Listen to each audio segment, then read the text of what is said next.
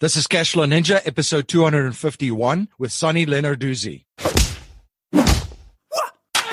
Welcome to the Cashflow Ninja, the podcast sharing how to create income streams and manage, multiply, and protect your wealth in the new economy. Here is your host inside the dojo, MC Laubscher.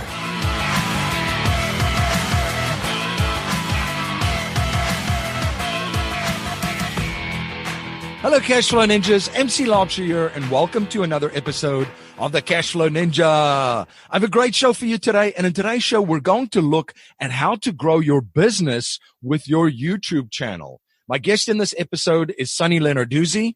Sonny was born a natural for broadcasting. Sonny has always valued the power of connecting to an audience through authentic communication. After reporting at the 2010 Winter Olympic and Paralympic Games, Sonny had an aha moment and followed her heart into starting a business that serves people who desperately want to live life on their own terms. Sonny has a passion for working with entrepreneurs, personal brands, and corporations to help them bring their business online through social media and video marketing. Please share your feedback and thoughts on today's interview. You can let me know your thoughts on Twitter by tweeting me at MC Laubscher or by email at info@cashflowninja.com. And please remember to join our mailing list by signing up at cashflowninja.com or texting Cashflow Ninja to 44222. To ensure you never miss one of our episodes, you can download our free interactive smartphone apps on the Apple and Google Play app stores. Are you interested in real estate investing but don't know where to start? Join Ops Properties is the premier provider of turnkey lease option investment properties. With their proven system, you can have cash flow within 30 days. To get cash flow within 30 days, go to joinopsproperties.com. The wealthiest investors on the planet know how to capture their wealth and leverage it to perpetually grow it. If you're interested in learning the premier strategies of the wealthiest individuals and families on the planet, you can access an educational webinar at cashflowninja.com/be the bank. Sonny, welcome to the show. Hi, thank you so much for having me. Yeah, very excited to have you on and excited to connect. Sonny, can you share a little bit about your background and journey with my listeners? Yeah, absolutely. So I started as a broadcaster. That is my background. I went to broadcasting school, wanted to be a news anchor, worked in traditional media, broadcasted at the 2010 Winter Olympics, which was my biggest goal.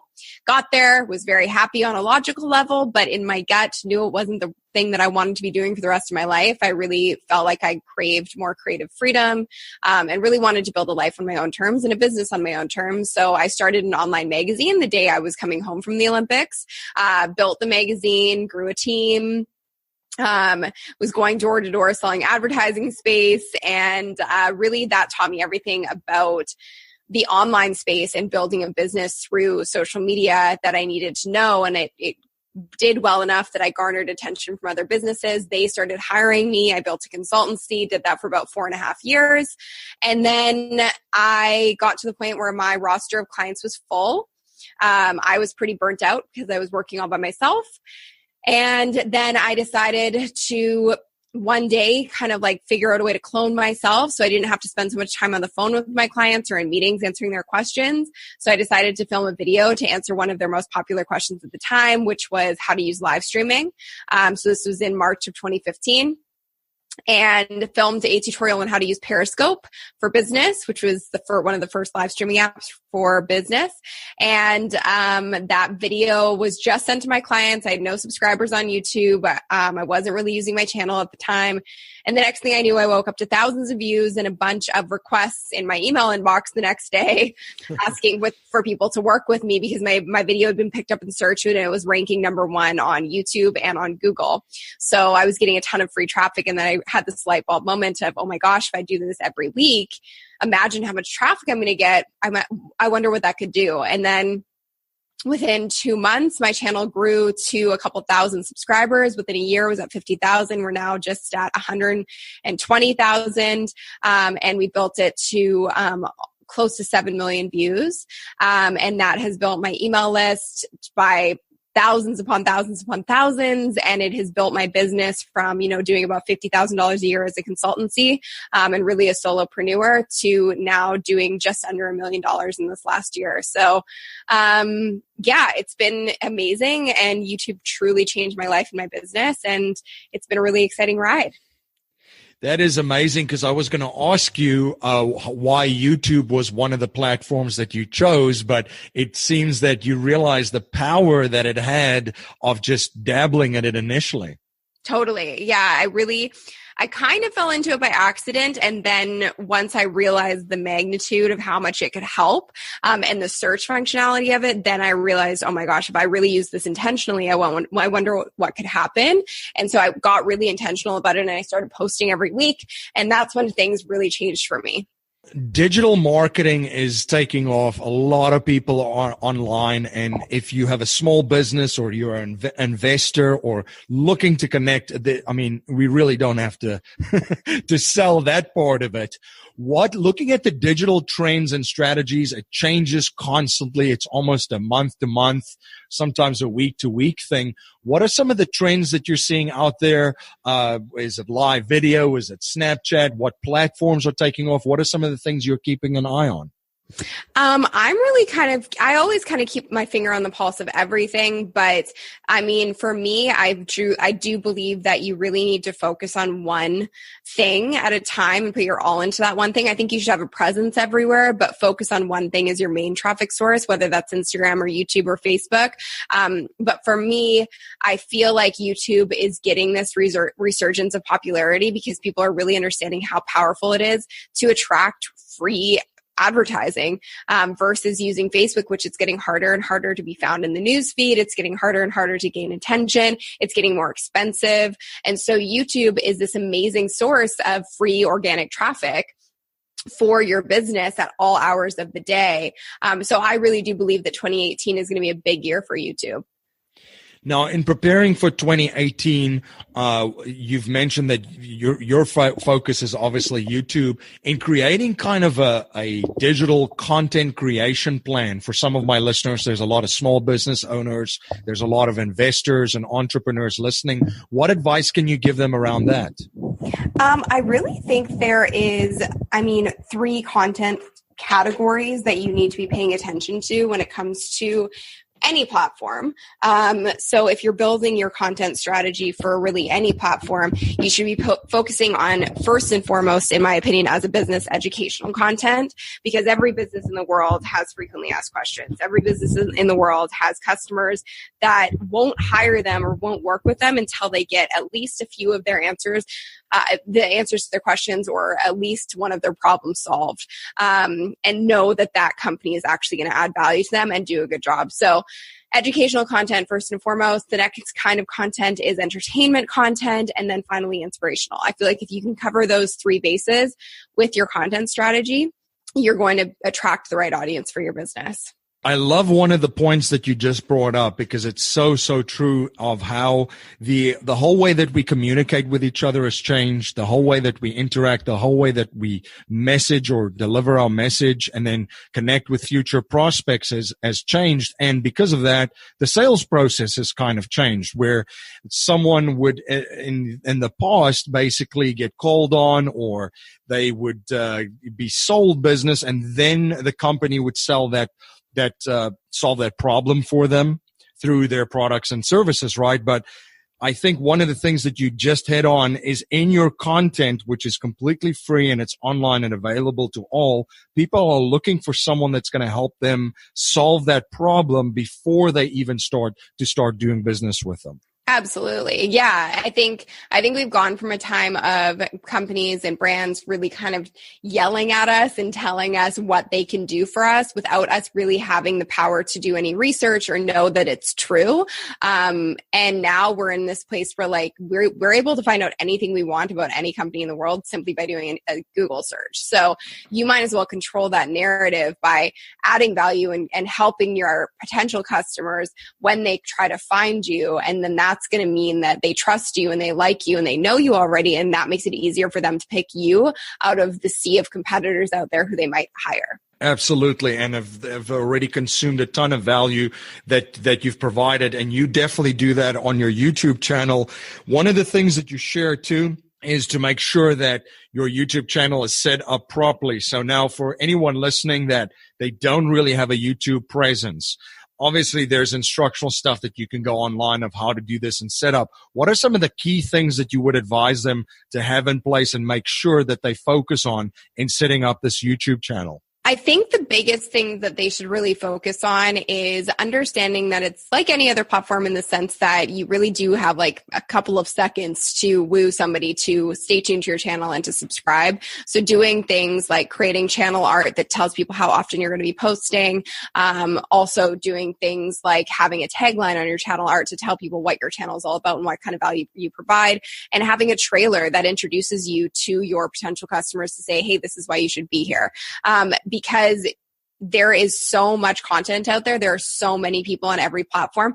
The only way to stand out is to really niche down and tell your potential customers or fans, this is why you need to stay tuned to me versus the other people that are out there who maybe aren't doing all of those steps. The trailer is so key. Is fantastic advice. Now, the other content that you're creating too, we're living in an age where we really have the attention span of gnats, right?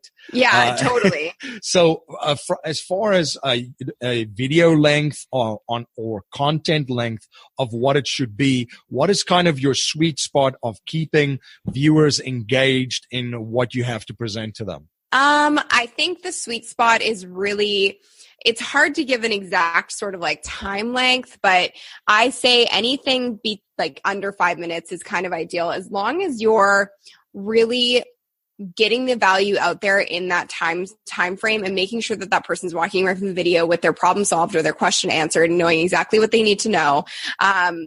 Keep it as concise as possible. That's kind of my best advice is keep it as concise as possible. Don't add fluff, don't add filler. And certainly with YouTube, you don't need to explain why somebody needs to watch the video because they already know, they're already searching for it. They know why they need it. You just need to give them the what. So I would say 5 minutes is kind of a sweet spot, but I also have videos that are 20 minutes long and they're tutorials and people have to watch the whole video in order to see all the steps. So it really depends on what kind of content you're presenting.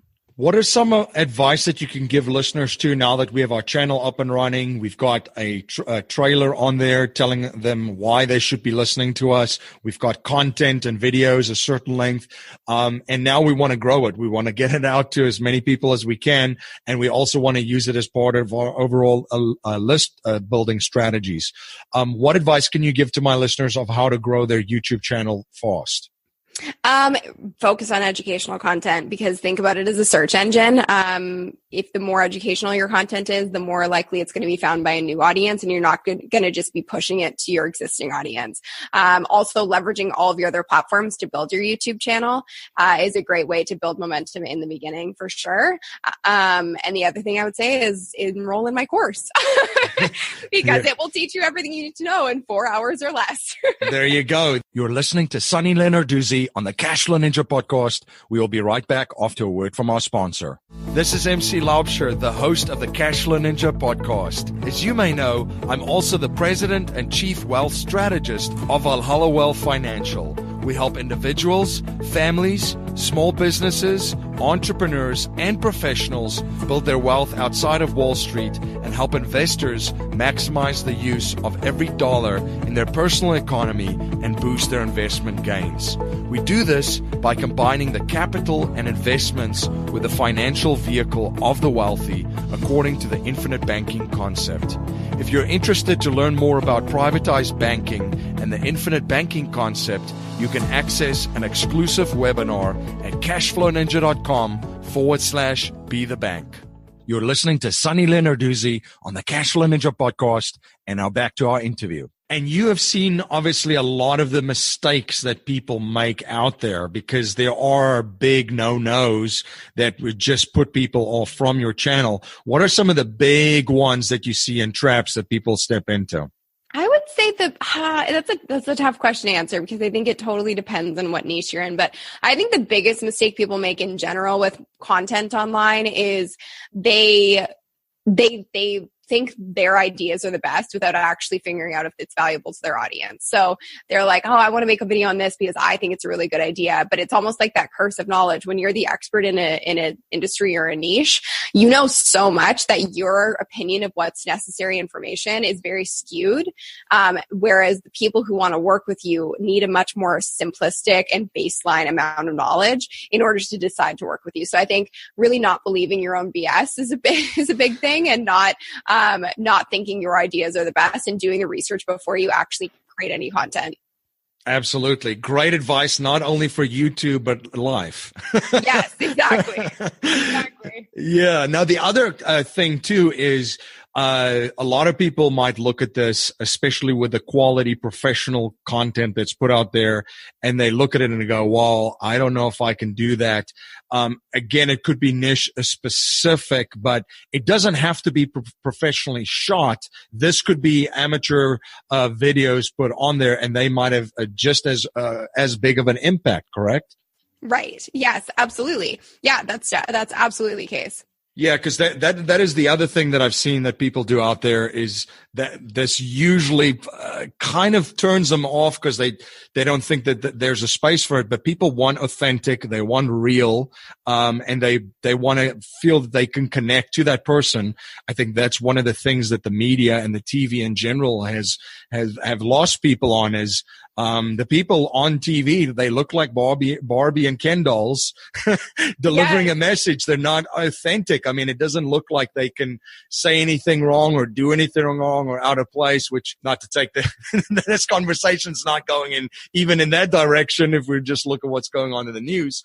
But you can be authentic, you can be real, and you can deliver your message because people will have a connection to you. Now, Sonny, one of the things that I've seen about successful and wealthy people is that they're always studying new skill sets and learning new things and educating themselves. What are you studying right now? What skill sets are you trying to acquire? And what are you excited about in 2018? I mean, I'm really just diving more and more into YouTube because I feel like it's where my genius lies. So I just want to really master it. The more I can, the better. So I'm really looking at different ways to grow, your viewership and your channel. And, I'm diving into some paid advertising on YouTube because we've only done organic growth thus far. So yeah, I'm really excited about that. I'm excited to just really continue to master the platform. Now, a core message in our show is to leave our families and communities and the world better than we found it by passing down a mindset, values, and principles to future generations, not just money. So if you cannot pass on any money to future generations, and we're only allowed to pass on 3 principles to them to build wealth and achieve happiness and success, what would they be? I think the first and foremost, the first thing I would say is generosity equals abundance. I do believe the more that you give, the more that you'll get. I also believe that gratitude is truly the key to happiness and success, because I think you can only achieve success when you live in a place of true gratitude for the little wins in your life, because otherwise you're never going to feel successful. No matter where you're at. And then I think the other piece that I would say is it's not possible to create true wealth without a village of humans who are going to help you get there. So living in the mindset of not being a lone wolf and trying to do everything on your own, because in my opinion, that's actually very ego driven. I think trying to rid yourself of your ego and understand you can't possibly, just as a human being, be the best at everything. So it's really important to trust yourself, to trust the right people in your life to help you build a really cohesive, strong team around you. What are some of the strategies that you utilized of going from a solopreneur and building your business to growing that business and bringing in people and building that team and then scaling your business?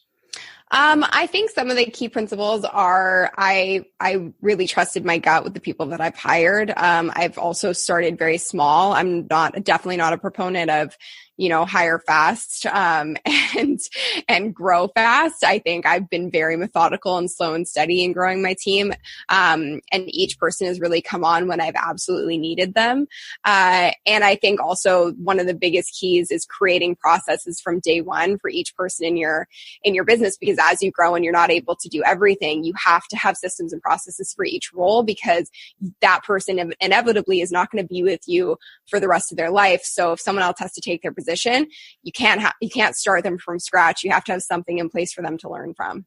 That is such good advice. It's one thing that I've learned as well now. If new things come on and we're starting and looking into different things, is to document those processes. And there's amazing software for doing that, because eventually you can hand that over to a new team member that you're bringing on. And as you mentioned, even if there's turnover in that key position, those processes are documented and the systems are intact. So it's easy then to keep your business going in without losing a beat, right? Yeah, exactly. I think it's just really understanding that those two words, systems and processes, are probably the most important words in any business that's going to have sustainable growth. And your team is virtually, or are they locally in the city? 3 of them are local. The rest of them, the other 3 people I have on my team, are virtual.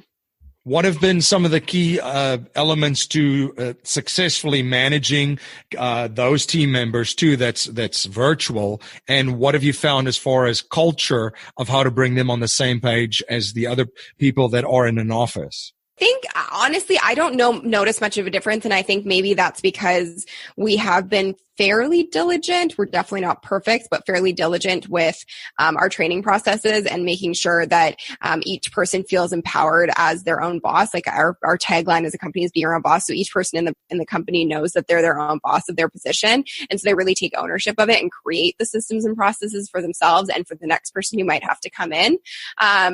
And so I think that actually kind of takes away the differentiators between a physical office and a virtual office, and also constant communication. I talk to everyone on my team every single day. So I think that keeps it very tight-knit and intimate as well, which gives you the illusion of kind of being in a close geographic location.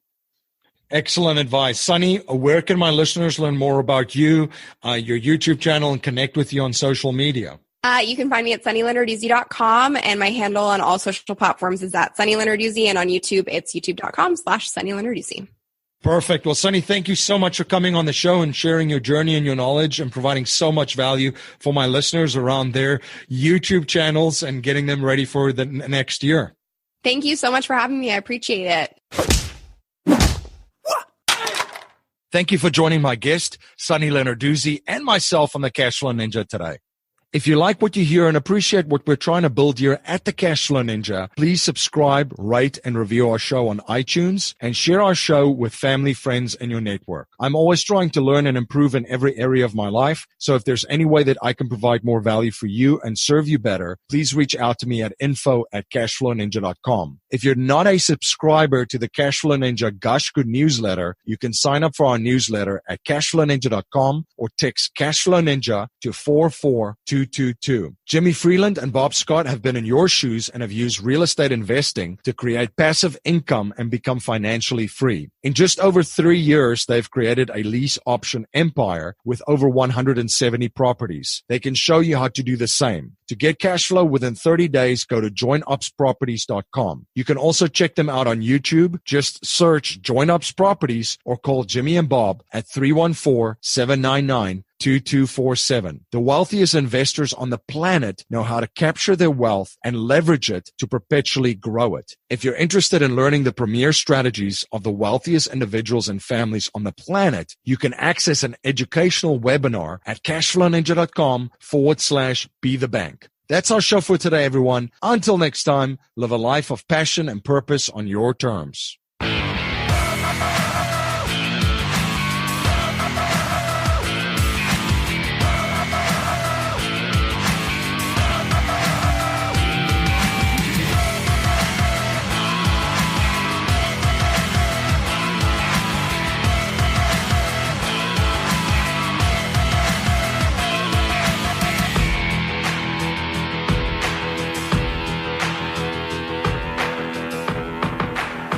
This presentation is for educational and informational purposes only. The information being presented and considered does not consider your particular financial objectives or situation, and it does not make personalized recommendations. This material is not intended to replace the advice of a qualified tax and legal advisor or other qualified professionals, and you should not use the information in place of a customized consultation with a licensed professional regarding your specific personal financial objectives, situation, and needs. We believe the information provided is reliable, but we do not guarantee its accuracy, timeliness, or completeness.